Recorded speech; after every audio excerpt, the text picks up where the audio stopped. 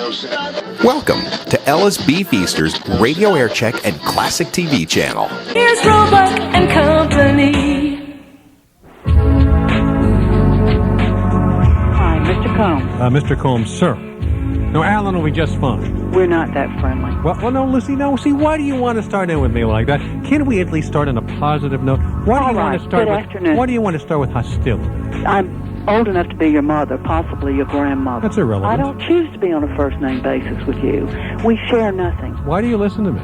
Because I can't get out of this house until I get the cast off this foot. Am I the only entertainment option you have? Well, practically this time of day, the soaps, you're slightly better than the soaps. I'm surprised that you listen to me if you hate me so much. I do. I had a dream I was your hero. Damn. What a beautiful Valentine's card, ladies and gentlemen, huh? On this, the year of love. Let me just check in with the women in the control room, Julie and Tina. Natalie from our offices here as well. Now, how did I do with you know how I think you should have given her a dozen roses, Alan. You blew it, babe. You Oh, blew it. no, It was no, the roses. no, one it was the rose. Roses, What, Alan. subtle. I told no. you. You gave one to each one of us. She thought you wanted to be her friend. She has some guy. You know what? Thorns, Alan. You want to know the truth? You want to know the truth? She's bleeding. She has us for a Band-Aid. Let me tell you the truth. She just ran into the bathroom now. Can I tell you the truth? Yeah. Not my type. All right, so listen. Oh, yeah, right. Oh, scorned by the dentist. Thank you. Good night. Look, I mean, Thank you, yeah, really. She obviously has this dental student who she knows for about 5 minutes, who she realizes is 3 weeks, 5 minutes. What's the real difference? Who she obviously knows in her heart she loves more than me. How long do you know her? That's different. Why? Because we shared so much before these microphones. Since it's Valentine's Day, just think of this positive note, okay? Lovers come and go. Friends are forever. She's willing to be your friend. When that lover goes, I'm next in line. Tina. I get a raise. I love you, Tina. Did I get a raise? Well, here's what's going to happen. Wait, I want a Here's what's raise. going to happen. Let me predict what's going to happen. Sam and I are going to be friends first. Okay. We go out on Wednesday night. Okay. We've already picked the place. You know that you have to report back to us on You didn't Thursday. tell us where. I'll tell you later. And then It's going to be a nice place, she's going to get to know me. She's going to get to really like me, and then she'll probably dump the dentist. You think? And that's probably what's going to happen. You wearing that suit I again? feel that. You know the girls are supposed to hang out next Wednesday, right? The girls. Yeah. We're going to hang out with Julia, Sam, Natalie, you know. Tina, and Sam. Yeah. Well, you're welcome to join us because obviously We this are. is We planned it already. Obviously it's not just Sam and me. It's a group thing. Well, let's go to Don in Jeanette, Pennsylvania. Hi, Don. Guys, Yes, sir. I was going to ask Sam a question, but since I missed her, I just want to wish you and Tina and Julia happy Valentine's Day Thank you. and good luck on your date. Well, it's not a date. Now, Sam and I are getting together with her boyfriend, and she is going to bring another woman who will be my companion for the evening. Well, have a good time. Thank you very much. And you can, Don, if you wish, live vicariously through me Yeah, definitely. for this experience, because I'm sure, I know how these women are, these penthouse pets. All their friends probably look just like them. I mean, equally as gorgeous. Definitely. And, Hey, I was born in April, though. They should keep her on April. all right. Okay, have Don, a good one, Thank bye. you very much. And you know what really amazed me about Mark DiCarlo is that there apparently is some bad blood between him and Jim Lang, the originator of the dating shows on television.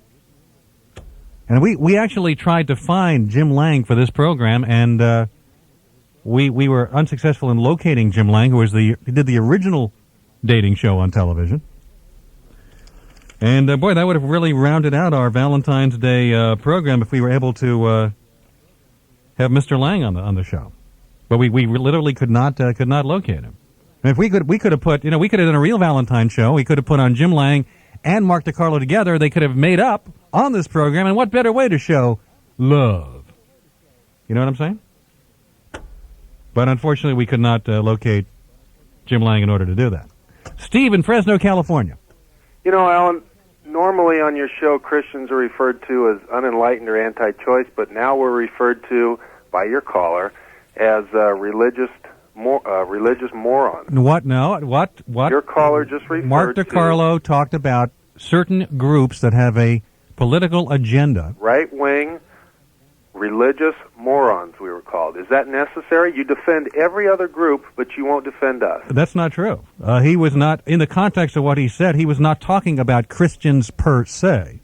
He was talking about some people who use their zealotry to fight political battles and cloak themselves in the Bible in order to fight political battles. And they're morons. And not, I'm not going to defend what he said. I believe in free speech, and Mark can say whatever he wants. I would not apply the word morons, nor do I use that word to describe people. Well, you sure didn't. But I am not going to sit here and take flack because of what somebody else said. If you've got a problem, write to Mark DiCarlo at Studs. No, but you sure have a flack when somebody says something about a group that you defend. Well, look, I think there are many overzealous groups that have taken a political agenda under their wing and tried to jam their beliefs down the throats of America. I have a problem with that. I wouldn't call them morons. If Mark DiCarlo uses a word that you don't like, I'm sorry about that.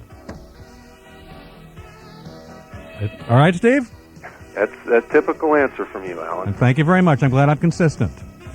We'll come back with radio. You want to sit on Radio Graffiti? All right, we'll do Radio Graffiti as Sam Phillips will sit in, and she'll get a real taste of America in just a moment.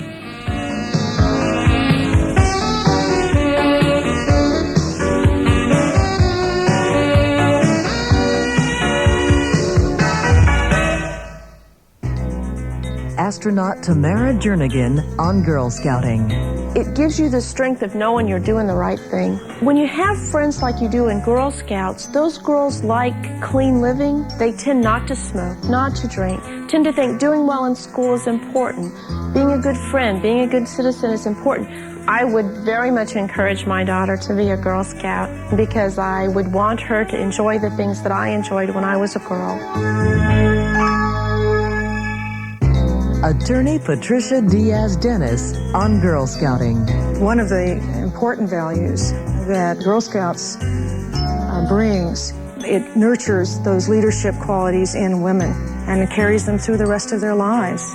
I think you learn that you can take risks. Sometimes you flop, but sometimes you succeed wildly. So if I had a choice to be a Girl Scout again, I'd do it again.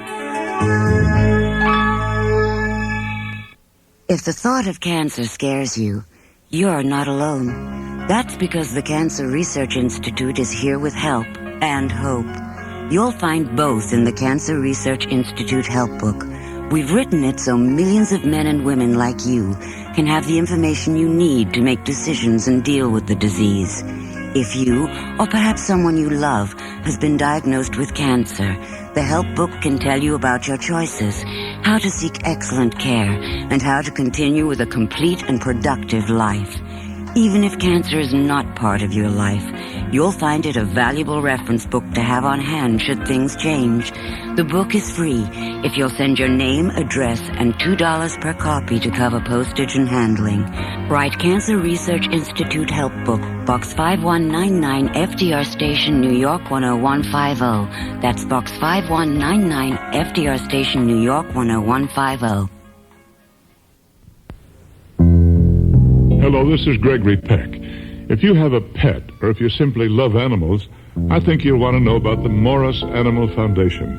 It's the only organization devoted entirely to finding new and better ways to solve the health problems of animals. You see, the Morris Animal Foundation makes it possible for some of our country's leading veterinary colleges to study the special health needs of dogs, cats, horses, and other animals, to cure their diseases, treat their injuries, and improve the quality of their lives. Morris published the first English-language textbook on the health care of zoo animals, and it's also working on behalf of wildlife.